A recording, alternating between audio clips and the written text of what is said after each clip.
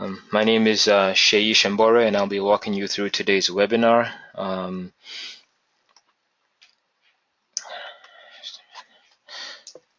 So really what we're going to cover today is a few things. First off, we'll introduce boundary systems and who we are, and then we'll talk about some of the challenges of product evolution and ideation. And then we'll introduce Design Exploration Extension and how that is a solution for that.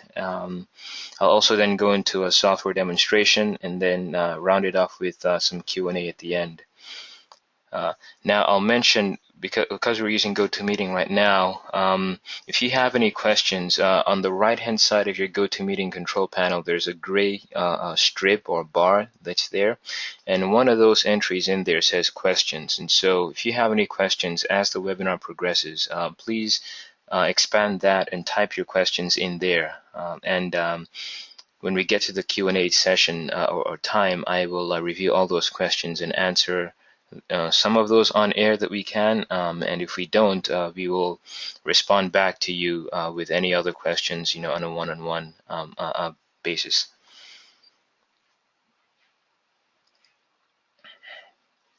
All right, so just a quick word or introduction about Boundary Systems. We are a product development and consulting company based out of Cleveland, Ohio, but really we have a reach that expands way beyond Cleveland.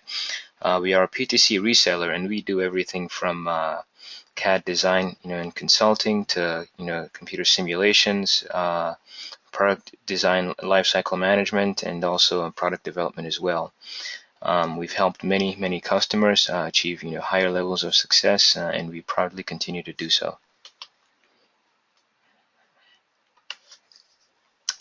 All right, so what are some of the challenges of typical product evolution? One of those, for example, is, how do you, make new design concepts? How do you try them out? Do you, save off different files into their different respective folders?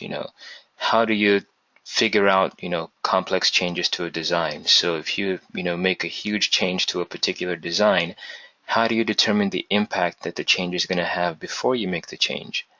I mean, many of us that have been using Creo from the wildfire days, you remember if you made some changes that you make on a design would cause the model to fail regeneration, and then that gets you into resolve mode, and then you have to start suppressing and clip suppressing until you get back to your original model, and hope to God that you didn't destroy your design intent by doing that as well. And then also, how do you then, evaluate concepts for a new design? What if you have many different ideas? How do you evaluate all of those? And once you're done with evaluation, how do you then incorporate those ideas back into the official design, right? Many of those are challenges that you typically would face in a product evolution as a product evolves.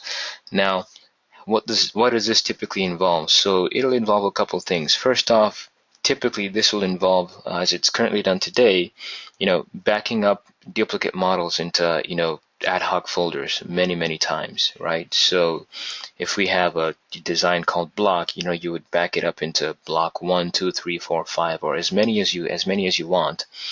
And then when you start working on those duplicates, you would have to revisit all those different folders and open them and start working on those different folders. If you want to work on, block 5, you have to close what you're currently working on, erase not displayed, go find block 5, open that, and start working on that. If you want to switch to block 2, you have to close that, erase not displayed, and then go back to block 2 and start working on that. And so it's a lot of time wasted, saving files, remembering where you saved them, and then going to go find them and open them.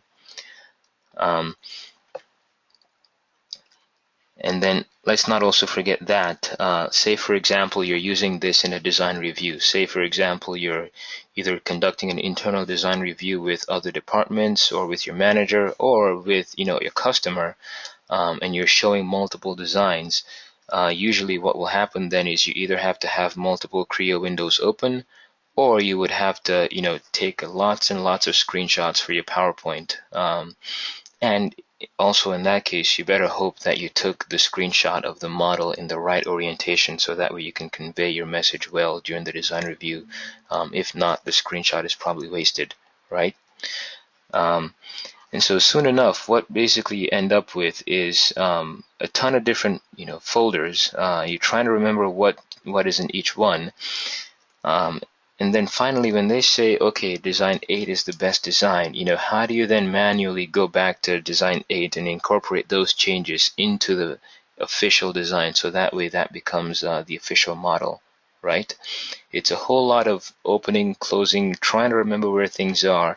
Really, it's a time dump when you think about it, and it makes the product evolution process, much more difficult than it has to be. So here comes Design Exploration Extension. Now, the way I like to think of Design Exploration Extension is I like to step back from this and use a simple example. When I started solving math, problems, this was way back in the day.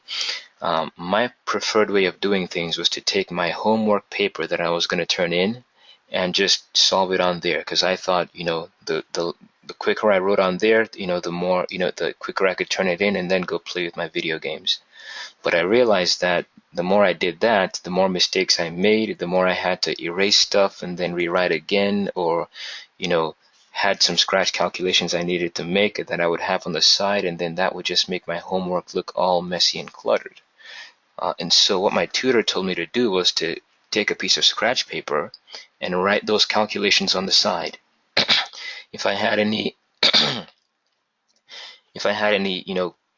simple miscellaneous calculations I wanted to do, I can write those on the side in the scratch paper without affecting my homework paper that I was going to turn in. And so that way that is as beautiful and as neat as possible, right? Think of Design Exploration Extension as the scratch paper. And so basically it's a sandbox for your designs where you can play around with all of your models, risk-free, without messing up anything and without losing any information. Now, the moment you start with Design Exploration Extension, Creo will create an initial snapshot of your design session. So in other words, what happens, the model it sees as it opens it from your disk. And so that way, you're not losing any information. And now from this from this side of things, you can then start to capture incremental changes. You make some change here, you save that as a checkpoint. You make another change, you save that as a checkpoint. So as you evolve in the design process, you can then begin to capture those incremental changes into checkpoints. Now, not only can you do that, but you can also toggle back and forth between, any of those checkpoints at any time. You don't have to close anything. You don't have to look for another folder. It's as simple as really just, double-clicking one button that says Activate Checkpoint, and you can flip back and forth between multiple checkpoints. All of the opening and closing and all of that as you're switching back and forth is automatically handled by Creo. Now, when you're happy with your design, say for example we picked checkpoint 2 in this case, you can accept that as the new design, and Creo will automatically apply the changes from checkpoint 2 to your official design. And so that way it's all done automatically. You can accept all the changes risk-free, and you can continue along with your design, right? Now, not only does it allow you to evaluate multiple designs, but because you can now go back and forth between multiple designs, that also then allows you to split off or branch off from many different checkpoints in many different directions without losing previous checkpoints. So for example, in this case, at this point we can branch off to 2 designs, and we could carry both of those branches simultaneously for a while. And at some point we can revert back to this checkpoint and say, hey, let's branch this off into a couple different designs. Let's see what we can explore off of that. Branching designs like this, by just saving the files manually on your computer without Design Exploration Extension would be very, very tedious, and it would waste a lot of time. I'm sure you'd spend a lot of time just trying to remember where you save those files and how to save them, right? All of that, you don't deal with design exploration.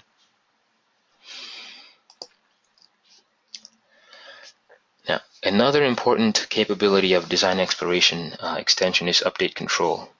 And now this basically allows you to better handle the consequences of complex design changes. So imagine, for example, you have a top-down design, which is typically common, with a skeleton model that drives relationships and geometries down to many related components to the skeleton model, right? Sometimes a small or unexpected change in the skeleton can lead to very risky or unexpected changes in the referencing models. Now you can easily identify those potential impacts before making changes to the models. And so you can investigate those and see if the change is acceptable or if you don't want to accept the change. Now, if you're using a copy geometry, some of the legacy features are still incorporated into Creo 3. So you have the, in legacy mode, it was called dependent, or I guess from Creo 2 and older, it was called a dependent copy geometry, or independent. Those have been renamed to automatic update and manual update, and those behave the same way. One of the ones they've added is manual update with notification. And what that does is whenever something gets out of date, the notification center in Creo 3 gives you a live notification of your outdated items or features.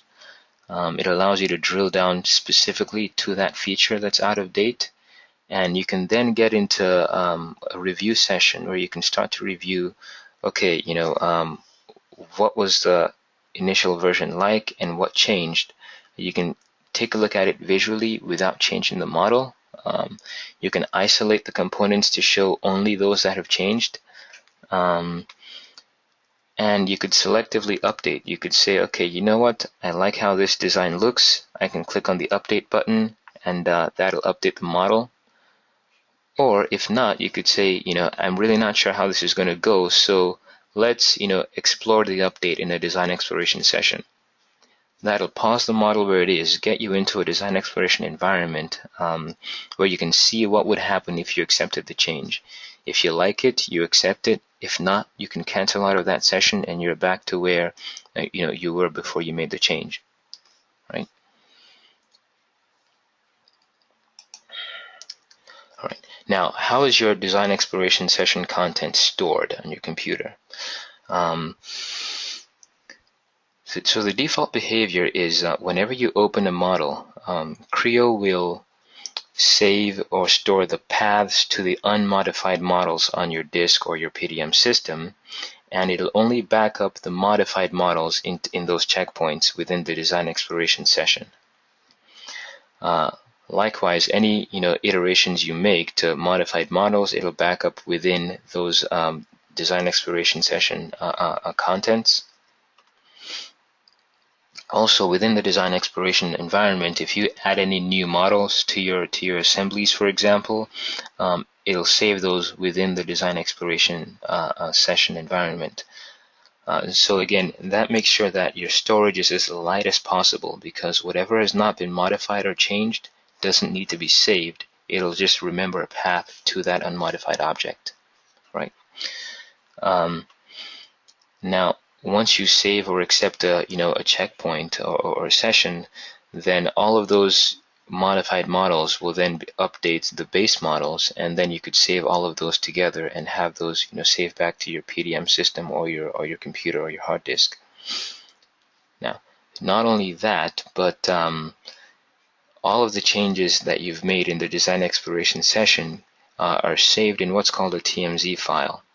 And it's automatically compressed and also encrypted, so that way you don't confuse your design exploration content with your official or design content. And it's encrypted and stored, so that way you can have access to it later on as well. Now, the last piece of it here is if you want to share with other users.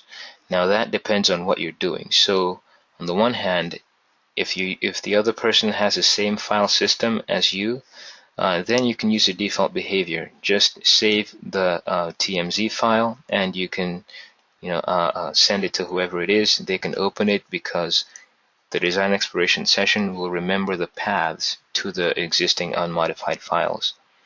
If they have a different file system from you, you can save a backup, which will save not only the modified content, but it'll also save all the unmodified models into that TMZ file. And so that then becomes one portable, zipped, compressed file that you can, travel anywhere and use anywhere, and it has all of the content in there. So a simple use case for that would be if you had to, go to a customer facility and conduct a design review where you won't have internet access to your PDM system. You can simply, back up all of the content into that TMZ file and take that one single file with you, and you can conduct a design review. So at this point, I'll pause here and show a quick software demonstration.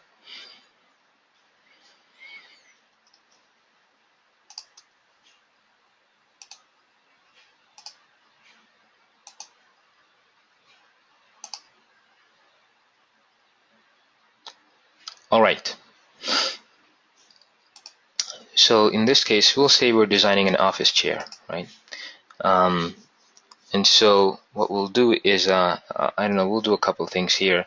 In this particular example, the office chair is being driven by a skeleton model. It's a top-down design, and the skeleton model drives all the geometry. And so we'll go ahead and make a couple changes. But before we do that, let me set this here. So this is a copy geometry, and we'll go ahead and set this to a manual update with notification. Right? So in other words, if I make a change now, it'll manually have to notify me, and it just won't automatically update.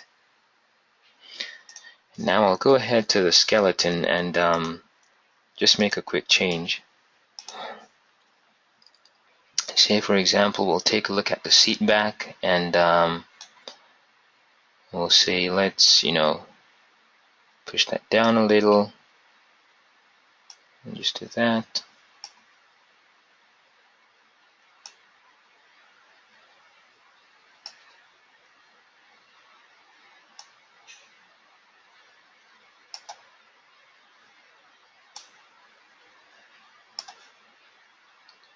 Okay.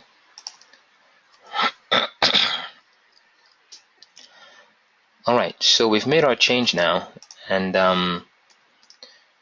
when we regenerate, Creo will basically tell us, you have something that's been modified and it's not yet being reflected on screen. How do you want to handle this? And so when it's done regenerating, you'll notice over here in the Regenerate Notification Center in Creo 3, I have a notification and it says there's an outdated component or feature. Now, I can select that feature right from here. I can drill down to it and locate it in the model tree, and it tells me where that outdated feature is. I can right-click on that and take a look at some of the differences between the changed version and the original version, right? And in this case here, I'll just take a look to see, for example, the unmodified object, is in the blue wireframe, and the changed version is in the orange wireframe. So I can take a look and see visually, what the difference is or what the change is. If I prefer, I can isolate to show only the items that have been modified, and so that makes it much easier to drill down to and see. And if it's a change that I like, I can click Update right here to accept it on screen. Or if I'm really not sure how it's going to affect my model and I really want to explore it a little bit more, I can click over here and simply get into a design exploration session immediately. And I'll go ahead and save this. I'll give it a name and then say OK. And you'll notice as soon as I get into the design exploration session, Creo does a couple of things. First off, Creo will save a checkpoint that's basically the model as it was retrieved from my hard disk. So before any changes were made, this is how my assembly looked like, right? And now, based on that change I made to the skeleton, this is how the assembly should look like. I can start to explore this and see if it regenerated correctly, or if I like the design change I have, or that I came up with. I can start to view this in whatever way I want, right? The other thing is these checkpoints you can also rename to have meaningful names to your design. So for example, I can say this is going to be called a new back. And let's say we want to continue this, with just testing out different design iterations. And so one of the new things we're going to do is to say, what if, this has 6 wheels instead of 4, right? Well, you can very easily do that and test it out. Saying,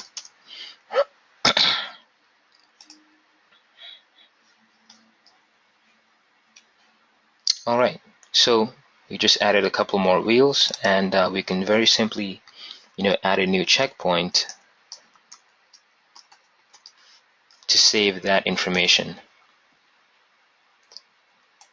Now, what if, say, for example, the wheels over here, instead of it having an almost straight leg like that, what if the legs are more arched, right? That's something we could also easily modify.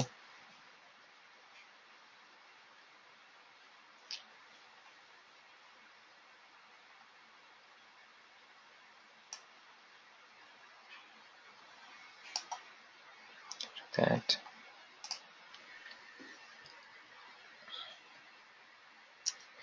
All right, so we're done modifying that. It gives it, a different look or feel to it. Who knows? The marketing people may like this as is.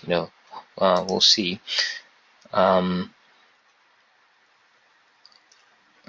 we can go ahead and add that as a checkpoint, and say, arched wheels.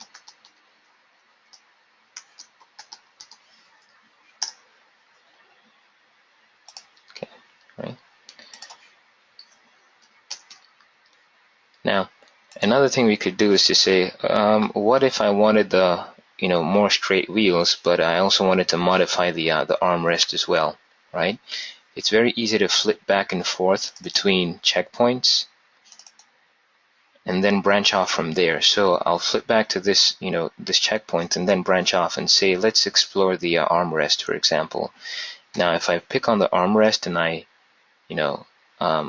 or I guess on the chair, and I tilt it back, the chair is supposed to tilt, and if that happens, the armrest is going to basically bump into the bottom seat, which shouldn't happen. So this is a poor design for an armrest right now. Ideally, what should happen is we should route it through the back of the chair, not through the bottom.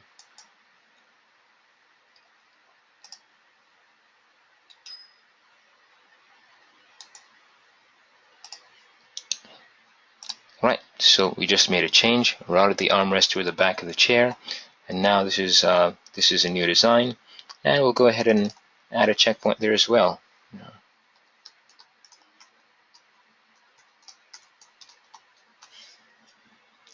Now, the beautiful thing about the checkpoint properties box as well is not only can you give it a name, but you can also specify keywords, or basically think of this as tags, where if you had a forum post, you would specify tags so that when you search for that forum post online, it picks up those tags. Likewise here, you can specify keywords as well. You could add comments that describe, why you have that design checkpoint there. So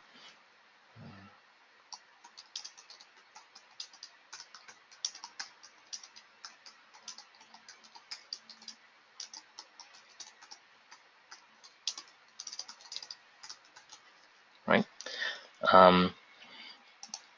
Now, not only does it allow you to do that, but the benefit to this then is, say for example, we were iterating through this design and we have 25 or 30 different checkpoints. There are a lot of checkpoints, and I don't want to have my colleague scrolling through everything, right? I can simply tell my colleague, hey, let's go, search for the checkpoint called 6 wheels, and it'll automatically search through the name or through those keywords. And I can simply isolate that checkpoint and then, and then activate that, and so that way your colleague can see what that checkpoint looks like, right?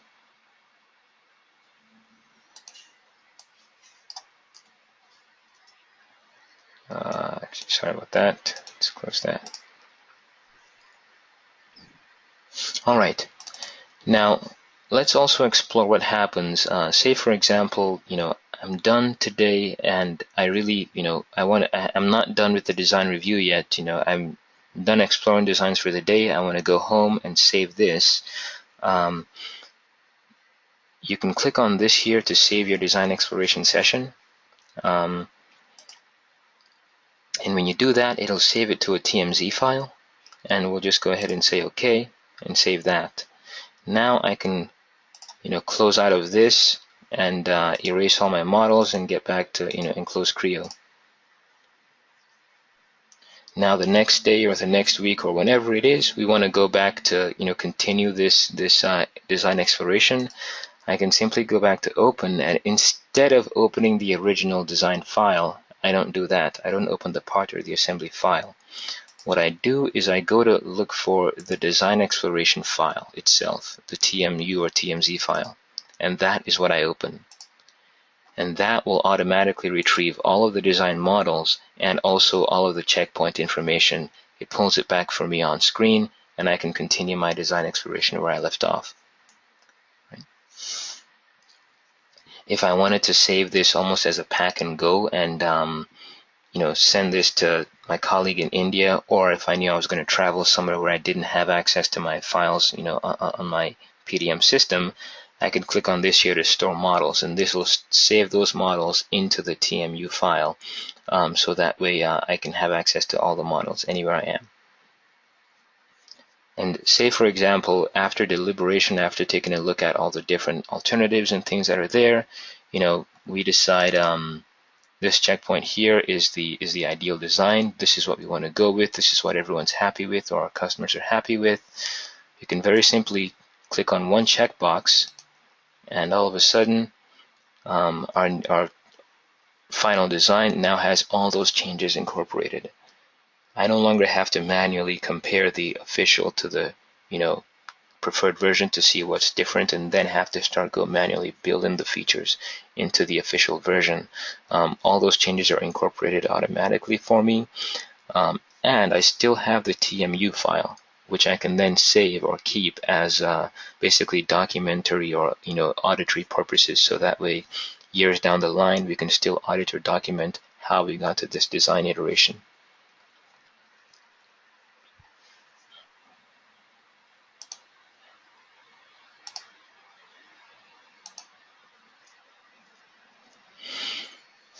All right, so go ahead and continue here. Basically, in summary, what we've shown is that you can dramatically increase your productivity and creativity as well by using Design Exploration Extension, to evaluate many different possibilities, and thus this inherently increases your, creativity and your product quality, I should say, because now you're not stifled by your CAD system. If you want to ideate and make a quick design change on the fly, you can easily do that right here in Creo 3, right? You can confidently review the consequences of complex design changes without any fear of it affecting your official design version. You can have interactive design reviews with Creo itself instead of using screenshots in PowerPoint. And you can efficiently incorporate the preferred design back into your official design with just a click of a button. And once you're done, you can save or document all those different checkpoints as for archival purposes, for future reference, basically. So at this point, what questions do you have for me?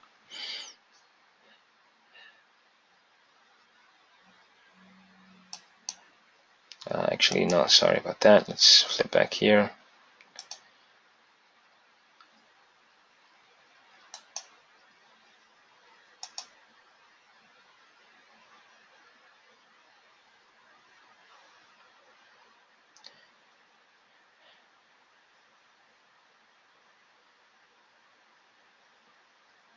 Okay, so I have a couple questions here.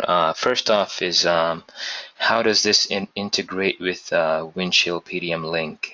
So for example, if you want to make a change to a part to create a design checkpoint, does the part need to be checked out in PDM Link? Now, this is a question that I'll give an answer on screen, and we may need to follow up later on as well. With prior to Windchill 11, the way this works is if you, yes, you would have to check out that particular part that you want to create a checkpoint in. You'd have to check it out, open it in Creo, start your design exploration session, create your checkpoints. Now, if you want to pause that session as is and basically save those checkpoints, you can save that as a TMZ file, and then save the TMZ file as an attachment to the CAD document inside of PDM Link. So in other words, the CAD document will have the TMZ file as an attachment to it. And so that way, next time around when you're coming back into, to continue the design exploration session, you can open the TMZ file itself.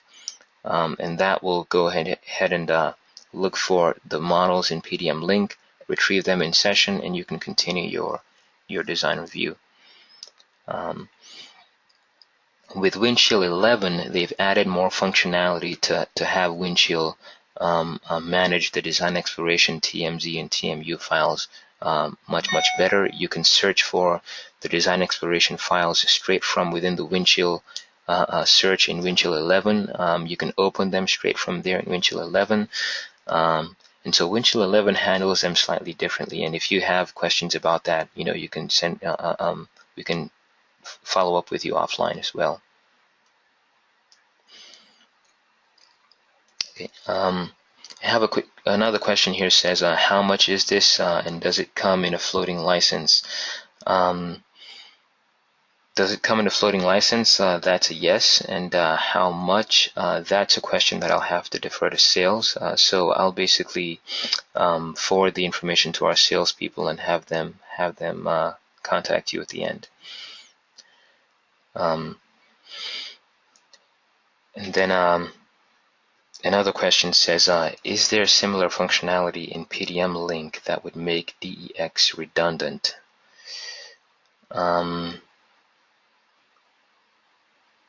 This is one that I may have to get back to you on, but off the top of my head, the answer would be no. I don't believe there's any functionality currently in PDM Link that would basically do everything that Design Exploration Extension currently does for you.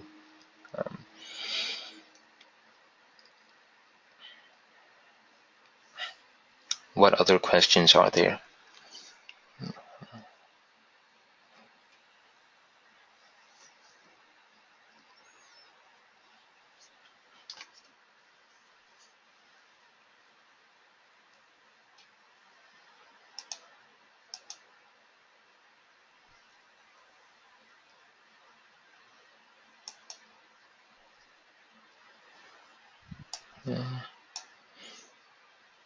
All right, it looks like the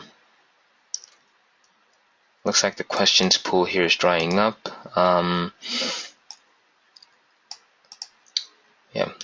Sorry about that.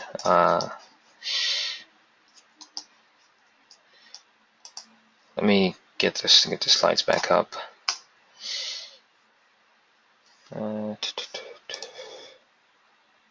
Yeah. So if you require any more information, my email and phone number is there on screen. If you need any sales information, that you can just email sales@boundarysys.com. It's going to be sales@boundarysys.com. I can go ahead and add that in here.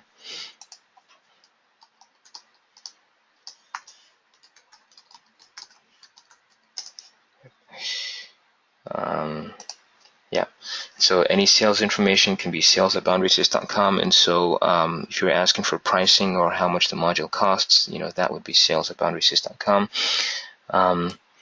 Thank you so much for attending. Thank you so much for your time in this webinar, and we look forward to seeing you on a future webinar of Boundary Systems. Yep. Thank you so much. Goodbye.